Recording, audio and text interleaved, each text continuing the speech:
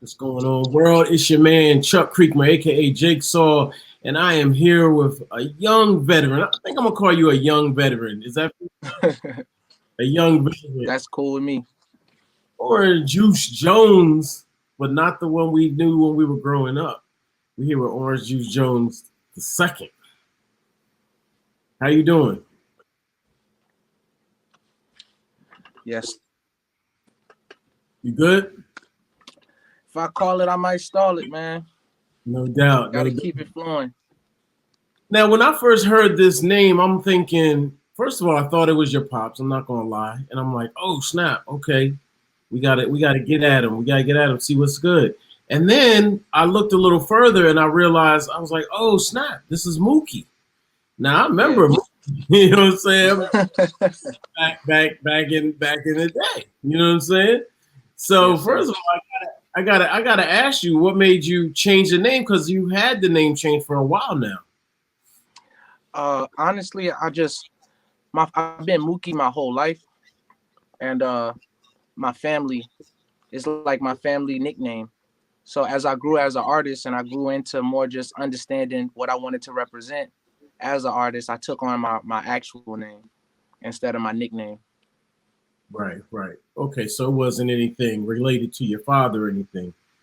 Well, my pops didn't want to give me his name at first. You know what I'm saying? I had to earn it and show him that I was really about to do this. And he has his whole brand and his whole image that goes along with being Juice when he was Juice and what that means to him. So I Mhm. at first coming into the music industry, I just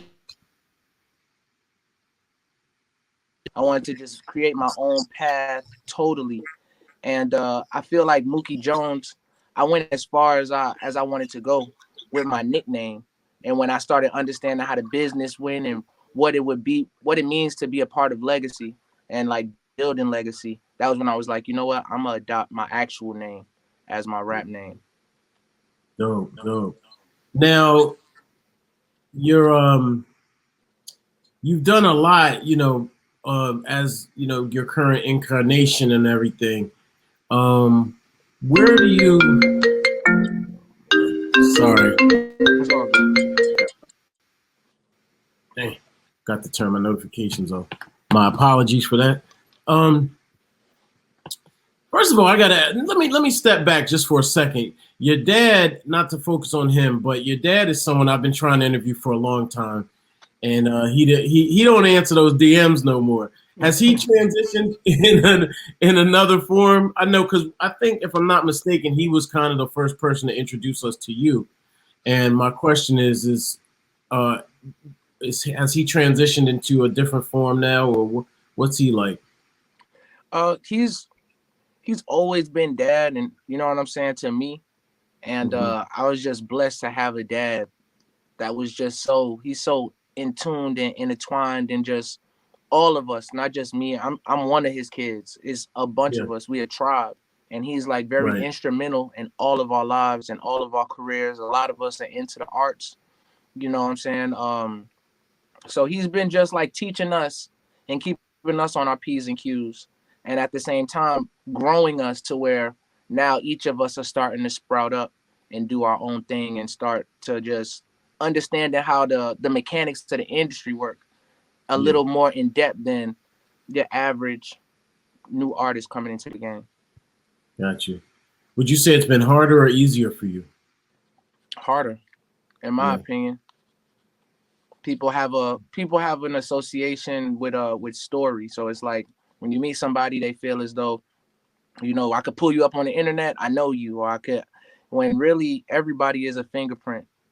So Uh-huh. everybody is totally different. Everybody's struggle is I never look at somebody's struggle as easier than mine. I always look at it as like harder. It must have been harder for you to get here because I know what it took for me to get here.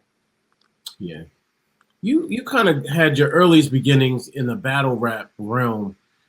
Where do you stand with that now in terms of your own performance and career as well as the genre? It's changed a Yeah. lot. I mean, battle wise, I'm still Juice Lee. Like I can still easily, you know what I'm saying, smoke some shit. I'm still very cool with a lot of battle rappers. And you know, my pen vibrates at a different level.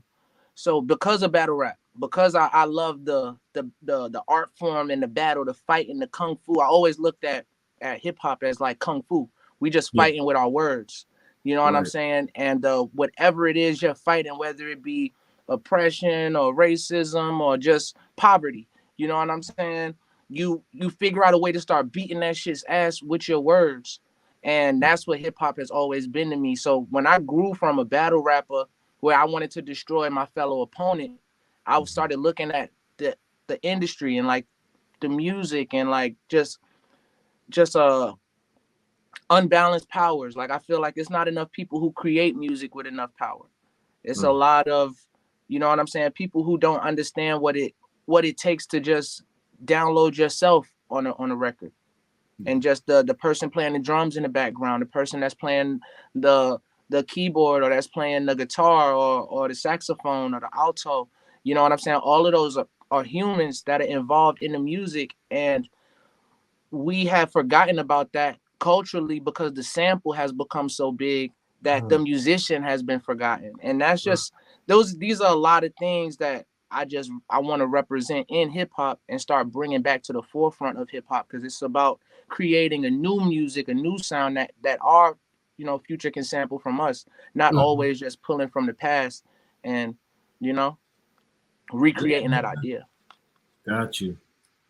Have you ever gotten discouraged in your travels? I mean, you've got a solid tenure. How have you managed to continue on? Insanity is doing the same thing over and over and expecting different results. So I just been crazy with this music. Like I've been slaving for this shit. My father told me when I first started making music, he said, if you trying to get in this game to make money, quit now. So me coming in, I never expected to get nothing. And then that turns into you just doing everything for anybody that'll give you a chance. And then you watch somebody else make way more off of, you know, an idea. But then you have to start realizing that they put way more into it. It didn't just stop as an idea. And I just kept growing. And I started so young. I was hanging out in the studio my whole day, going in the studio before I even understood what a studio was, or, you know. So it's just, this is my life. This is where I'm most comfortable, in the studio. I'd rather smoke in the studio. I rather, you know what I'm saying, watch movies in the studio. This is my therapy to me. Got it, no doubt. Now you have a bunch of people that you've worked with in the past: Red and Meth, BunB, Mannie Fresh, Lil Jon, Smoke DZA, Big Krit. How has it been working with those people, and what's the creative process like with them? Every artist is like I look at all rappers like comic book heroes. Like I say that the rapper is the new comic book hero of today's time. Like how in the, you know what I'm saying, when did comic books come out? I can't remember when it came out. Long time ago, but started popping like, you know, the 80s and the Yeah. 90s. So like I'm saying, like every rapper is like his own comic series. You know what I'm saying? Like you got the Thing, who is a part of the Fantastic Four. That might be a group, but then at the same time, you got the Green Arrow, who's something by himself, and then you got Luke Cage, which is something by himself, and then you got Marvel versus DC, and then, you know what I'm saying? So every artist is like his own dance, his own channel, his own, you know what I'm saying, embodiment of what he deems as art. And I enjoy walking into those rooms. I enjoy, you know what I'm saying? It's like the bigger the artist, I look at it like just going to see an emperor with all of his ninjas or all of his like 36 chambers. Like you might have to go through 18 different styles. Rappers, to me, don't even enjoy rap enough for me, because everybody just be on some, oh, this is my style, this is what I do, and this is it. Whereas in battle rap, we always had to, first I came up in the era where you never knew who you was gonna battle. So you had to have 10,000 bars ready to go in real life. Because if we was gonna sit there and rap for 2 hours long, you had to be ready. You'll lose like that. So I come from that era of just downloading information. Even when I watch TV, when I have a conversation with somebody, I'm steady pulling to just try to create the line that it don't matter who or where you are when you hear this line, you're gonna turn around and go, "Oh shit," you know what I'm saying? And that's what really does it for me. Yeah, that was a great comparison because I'm a huge comic book fan, and even Meth has a current podcast with Marvel right now. So me Word. and yeah, he does. Me and Pete Rock been chopping it up real quick, and I always looked at it like the same thing, a universe of heroes, and that was like perfect. You have a new song still.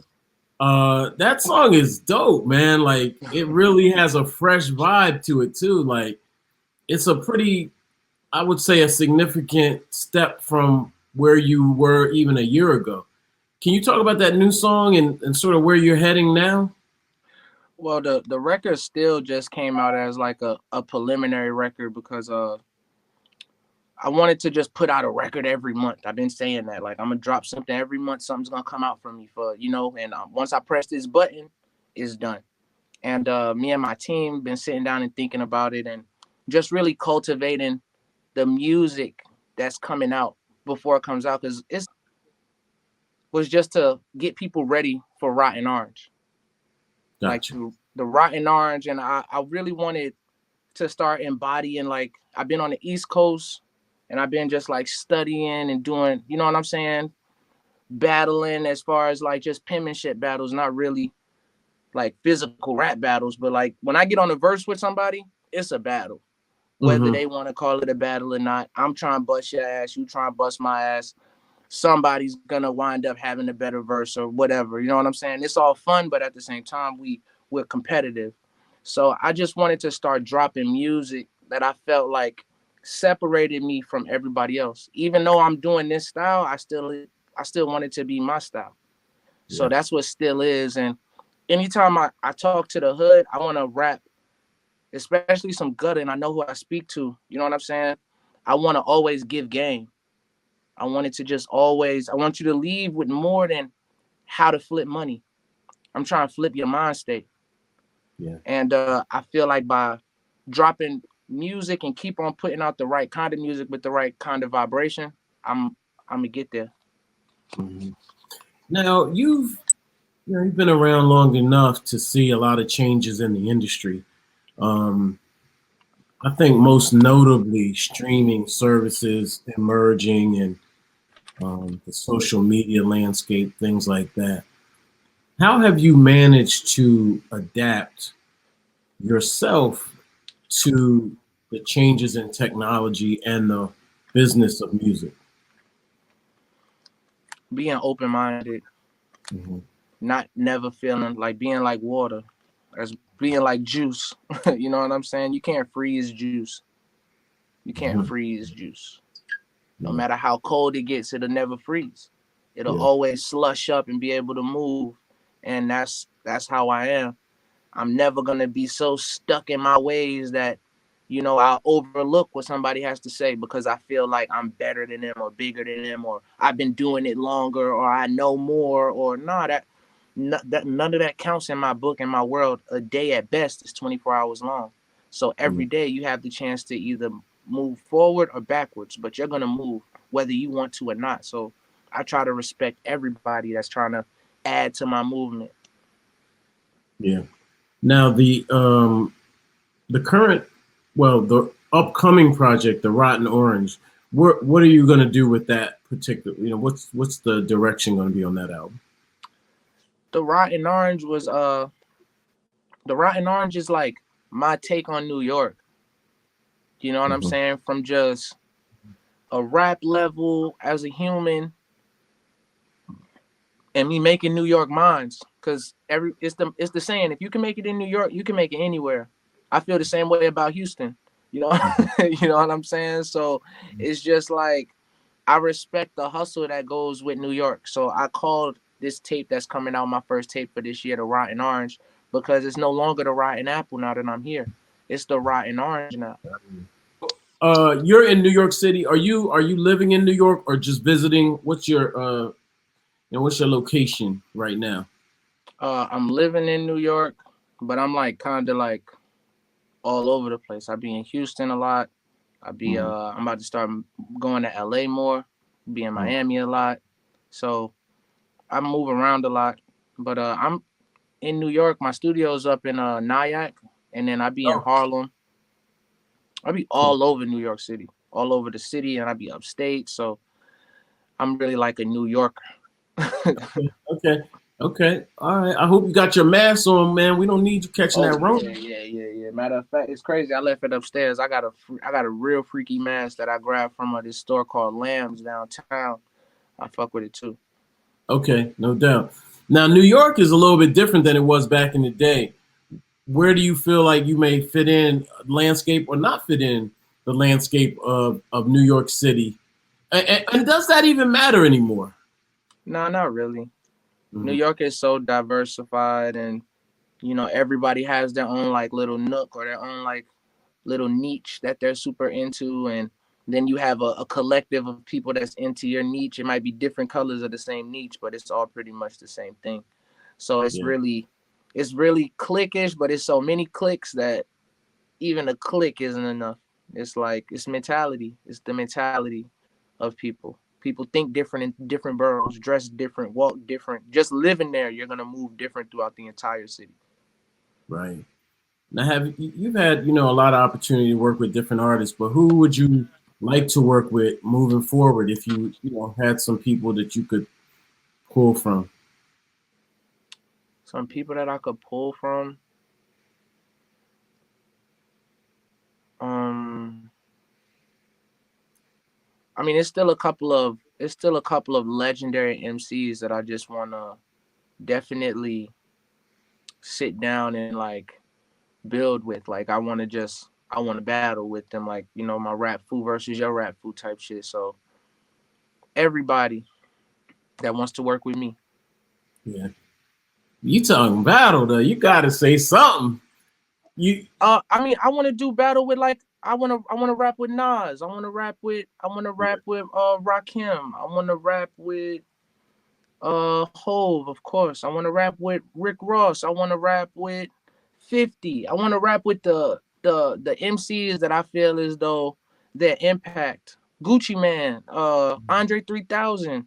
Mm, It's a lot. Jay Electronica, definitely one of those artists that I just want to sit down and like, yo, you know what the fuck, you know what's about to happen, right? I bet, like, come with it. Kendrick, you know what I'm saying? yeah, Cole, and these are some people that I've met them in passing, but I feel like it's all about alignment. It's all about the chakras being yeah, on total perfect symmetry, so that yeah, you don't feel slighted. I don't feel slighted. We both know what we signed up. yeah. Nice, nice. People get so caught up in jewelry or whatever you did before you rapped, or no, we're here to rap, bro. That's like if a basketball player was like, yeah, I used to sell drugs out of my high school, so I should get that file. Like, nah, bro, it don't work like that. I understand that's your narrative and how it plays into you, but we here to do art collectively. All of us are, quote unquote intelligent, able to see the difference. So I Yeah, just want to stand more on that. yeah, yeah. No doubt. Do you think you'll ever do a song with your father? Me and my father do records all the time. He's very instrumental in my writing process, and he taught me how to make music. So even when he's not in every song, I really kind of make with my dad. Mm-hmm.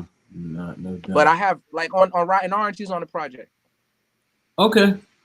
All right. Yeah, he's gonna be on the project. I'll never really shout out my features neither, because I don't want people to get into me for who I'm rapping with. I want people to get into me that's in the music. Yeah. Yeah, I peeped that because I was scanning it and I was like, yo, none of the features are listed. Like they just have your name on it. And I perfectly agree with you on that because, you pulling people in for the features and then they just skip the other records or Yeah, something, they come and go.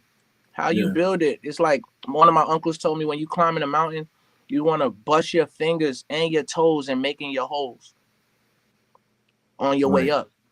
Yeah. Because if you slip, if you fall, if somebody pushes you off that motherfucker, you want to be able to, stick your foot in one of those holes, and you know what Yeah. I'm saying, or put your hand in one of those holes that you created on your way up, and now you can get yourself back together and begin to climb back up, because the top is not for nobody to stay up there. It's just to see the view and let the next person get their, you know what I'm saying, get their just due, because all of us are dedicating our lives to this craft, so we all deserve just at least a view of the top. Yo, that's real. He must really get into the rock climbing, but that's a hell of a metaphor right there for sure. Now I gotta ask you one thing we always ask somebody when they interview with all hip hop is who their top 5 dead or alive is. And you know, it doesn't have to be too complicated, but let's talk about who maybe has impacted your life, or who you looked up to, or maybe you know who you see even currently as your top 5. Top 5 dead or alive, no order. I just got to make sure I throw my guy ODB in there first, because you would hear me rapping and not know how much I'm really into ODB. I just feel like he was a rap savant. You know what I'm saying? Like, he really left it all on the track. He really, you know, killed a lot of your favorites without even trying to, because he was being himself. And I feel like being yourself goes beyond ability. Somebody that's just naturally that, you know. Mm-hmm. So he's in my top 5 dead or alive. By the way, I was just listening to Old Dirty. He did a posse cut with Big Daddy Kane back in the day. Jay-Z's on that track too. And his flow was flawless. He was just like, Wu-Tang, Killer Bees on a sword. He's like, slippery, Yeah. don't you ever forget. So Hey, natural. son, I never been taken out. I keep MCs looking out. What? Yeah, I drop so science like natural. girls be dropping babies. Come on, Yeah, man. definitely. Like, Yeah. we see the image, and we don't really if we take off, like, and I heard Hov say this, if we take off what we're saying as rappers, take the beat away, take off, you know, the cadence, and just throw it on a piece of paper, Mm-hmm. and let people walk by and read some of the shit that the black men over the past 300 years have said. Yeah. You know what I'm saying? The moments that they have etched out the color of life in Yeah. seconds. It's deep. It goes beyond. Some words have like kept us a nation. Words Yeah. have kept us a nation. Yeah. Songs have made us get closer as people. In my Yeah. opinion, music and marijuana has done more for racism than Malcolm and Martin put together. Just that's me. Yeah. You know what I'm saying? So it shows that the words and the herbs and all of that. So let's get to this top 5, right? We got ODB, because I feel like he embodied that. Biggie and Pop for sure, because I feel like they were the martyrs of music, of like hip hop music. Without their story, how serious will we take it? Mm-hmm. You know, Yeah. on as a collective. Did they impact creatively? Yeah, that impact on music. Yeah. You know what I'm saying? We went from a shift as a country from like rock and you know disco into like this hip hop, and hip hop has held it. Yeah. You know what I'm saying? But there was no martyr of any other genre that I feel like how those two, how it happened, how it was everything, just their dynamic, the heads and tails of the thing that sparked hip hop in my mind. Definitely. I watched men who never met these men cry. You know what I'm saying? Because they can't hear them make Yeah. music no more, which really, as a little kid, to see some of my uncles like really messed up behind this, like, bro, like, and like, nah, you don't understand when you get older. Well, nah, you won't even understand because it'll never be another one. You know what I'm saying? Which, and words like that stuck with me at like 6 years old, 7 years old. And I'm like, what you mean it'll never be another one? Nigga, I could be the next one in my mind. You know what I'm saying? And just my entire life has been studying those brothers, those 3 for sure. I'm trying to think of 2 more.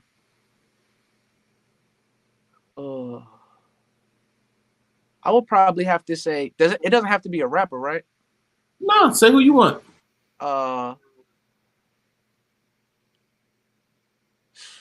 Damn, there's so many. My last 2, I'm gonna give it to Prince and Michael Jackson. Ah, beautiful, beautiful. So let's talk about Michael Jackson and Prince and the impact they had on you. I mean, entertainers. I feel like they were, one was an entertainer, one was an artist, and them two together definitely the same way Pac and Big was two halves of a coin. They were two halves of a coin, in my opinion. That just for what they did for black musicians, they really transitioned the country. You know what I'm saying? As far as, you know, our nation was like really getting behind Mike and him being one of the first black people on MTV, or the first black person on MTV. And when you really start thinking about how he was alive for that transition, from the transition of, all right, this is a white station, this is a black station. And you know what I'm saying? Wow, we're putting black people on the white station now. This is the guy. And he had to be a megastar to even be that guy. And, you know, whereas Prince, who was like a super artist, who was like not into any of the politics, super unconventional, like, you know what I'm saying? It was just, it gave me as an artist two different people to look at and like pick the path that I want to custom make for myself. Cause I feel every artist is supposed to custom make that path. Nobody's journey is supposed to be like somebody else's. Yeah, that's amazing. What do you see your purpose in this world? Like your purpose? I feel like I'm hearing glimpses of higher purpose. What would you say your purpose is? My purpose is to make music better and put like the power back into the hands, or at least some of the power back into the hands of the people who create it. Not just the people who create the business around it, because that is a beautiful thing as well. That is a process. We all want to get paid. We all want to take care of our families. But at the same time, you can go from being special, and that's why you put on TV, to people thinking that you're special because you're on TV. And that's where we lose the art and the artist. When they go from, oh, a special person gets put on TV, only special people get put on TV. Yeah. And then now if you're on TV, you're special. Right. Those are two different types of humans. Somebody that's actually special versus somebody who you just believe is so because of where you see him standing. I want to put a fine line and take hip hop to a high art level. Yeah. Yeah. Like wow. that would be my major goal. When I watch artists sell tapes for $100 and you know what I'm saying, and tickets go up, other people be like, how can an artist do that? I'm thinking like, yeah, why we not going harder? You know what I'm saying? I watched James Pollock sell a fucking splattered paint picture for a couple $1 million. You feel me? So it's like, if he can do that, and that's just a visual representation of what art is, why can't the sonic representation of what art is get the same type of money? Yeah. Especially That's when real. you have people out here risking their life, out here changing their lives, changing the way they dress, what, you know, the type of food they eat, how you deem them as an American. You listening to somebody playing "Fuck the Police," you're not treating them the same way as you listening to somebody playing "I'm Happy." Yeah. When they drive down the street, that same black kid is not looked at the same way as the police. Neither is the white kid in the hood. So when this sonic transition and this sonic vibration that we're putting out on people and that we're sharing with people, that we're just special enough to see this color and lay it down, why wouldn't it be deemed high art if you're able to see it like that? Yeah, man, that's deep. So that's just deep. Something I would really want to do for music, for musicians. I look at myself as like a new age Sam Cooke. The same way Sam Cooke brought the royalties and all of that, I want to bring like hip hop to a high art level and start setting this bar that the fan gets to pick. I don't think it should even be like, and the fans should be, because us as artists, we're fans too. So we should be able to sit down as a collective and be like, yo, no, this is this and this is why, and this is this and this is why. Yeah. Agreed. Coloring book versus, you know what I'm saying, everything else. It's interesting you mentioned that, because I was in this Clubhouse convo with TJ about Michael Jackson, and one of the issues that came up was Michael Jackson's ranking, and they specifically cited Rolling Stone magazine as putting Michael Jackson somewhere in the 30s in terms of right, yeah, somewhere in the 30s, top 100 or whatever artists, and we all were really perplexed, but also the discussion came up about others kind of ranking our artists for one, but also just generally, MJ was transcended racial boundaries, even religious and all to every boundary pretty much. And it kind of like there's a common thread I noticed between the people you've mentioned, Sam Cooke, MJ, Prince, even Pac and Big, and ODB. They all really were those transcending type of artists. Do you feel like you're that?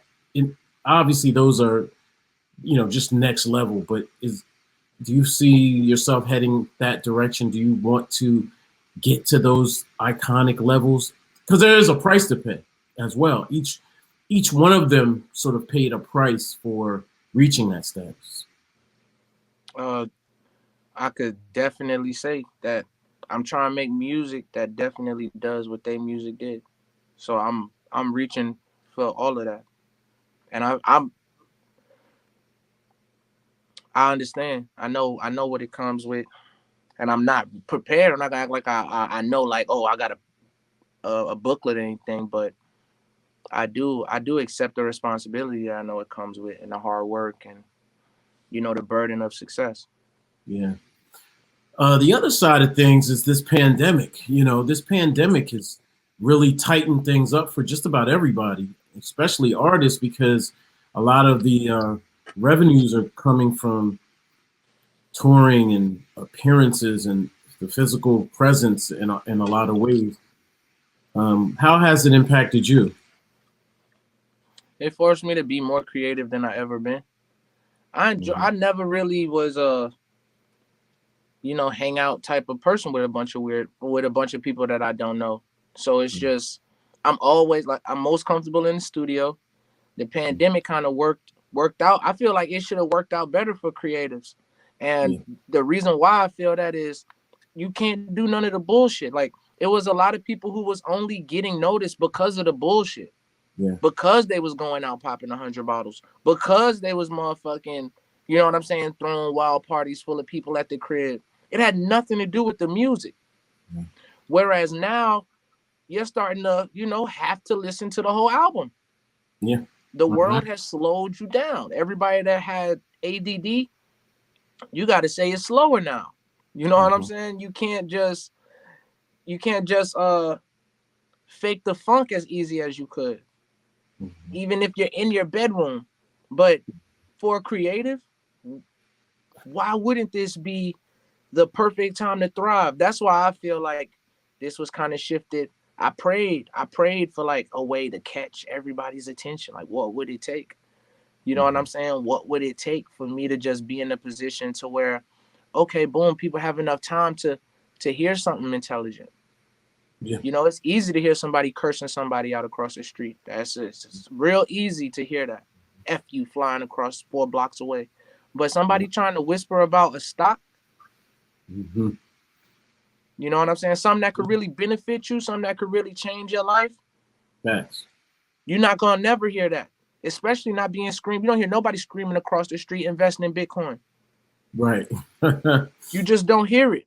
You'll see artists say it on their thing as a couple of times a day, but ain't no Everest commercial like, hey, you doing anything? Hey, you need to get up and go. It ain't nothing like that. That's really going to, alter your life. But do you think people aren't having that conversation? Of course they are.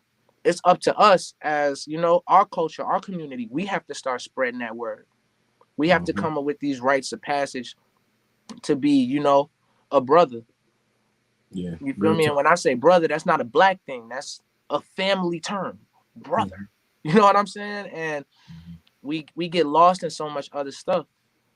Being successful versus being in flow. I just want to be in flow. This is like one of the first times in a long time that I've been in flow. And it's because I understood I wasn't, I accepted it, and I let go.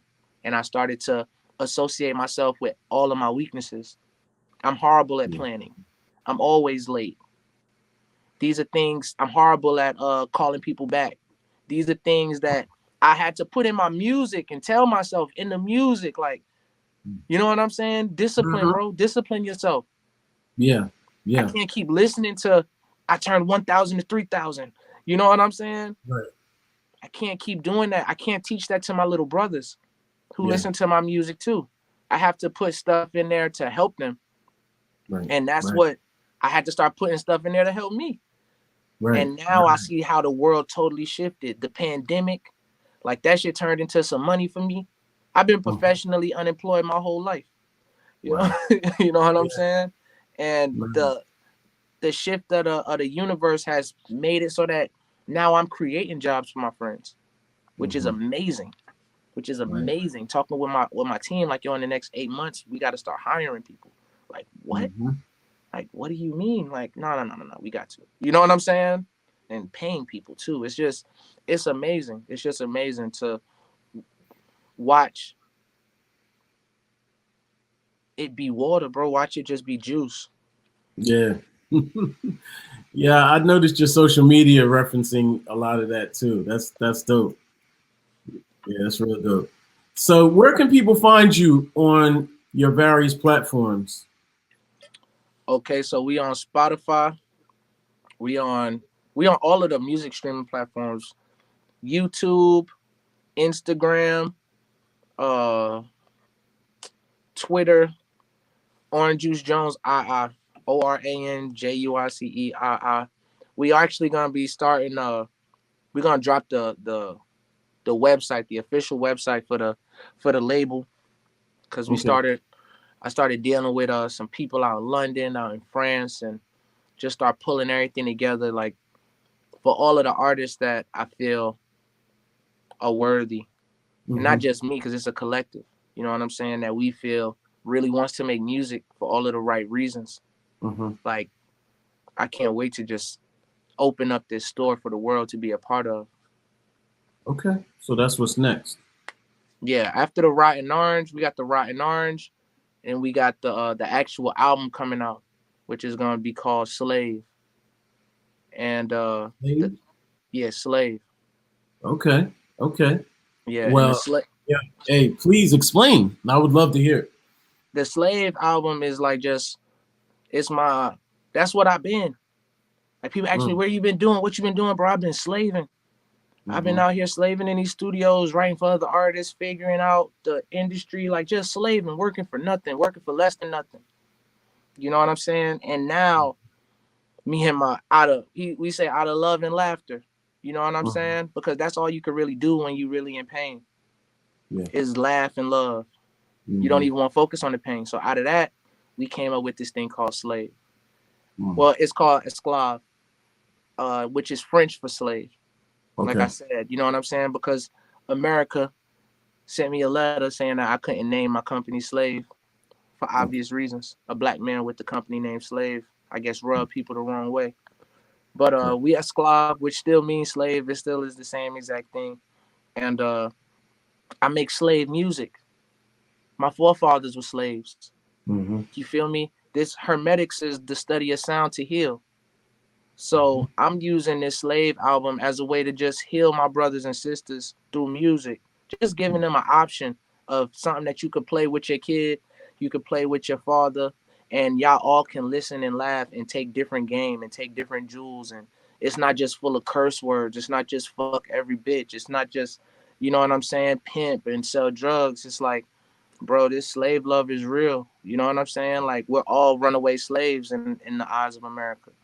Yeah. You know, and as soon as we do something wrong, they remind your ass.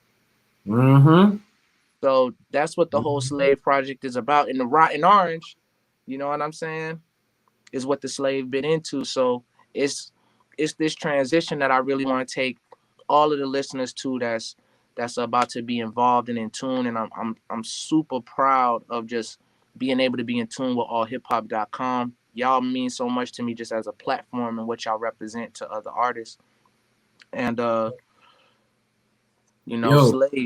slaving. Thanks for joining us, man. I'm gonna tune in. I'm gonna tune in, bro. Like, I'm really, I had to reacquaint myself with you, but now that I have, we definitely gonna tap in with you in the future and you're see more what's than welcome to come to the studio too. I would love for you to come up to the studio, catch a vibe. You know what I'm saying? We go eat.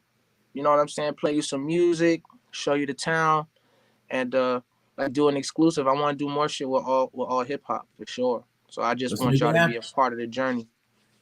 Let's make it happen for real. All right. All Yes, right. sir. Stay tuned. Auto.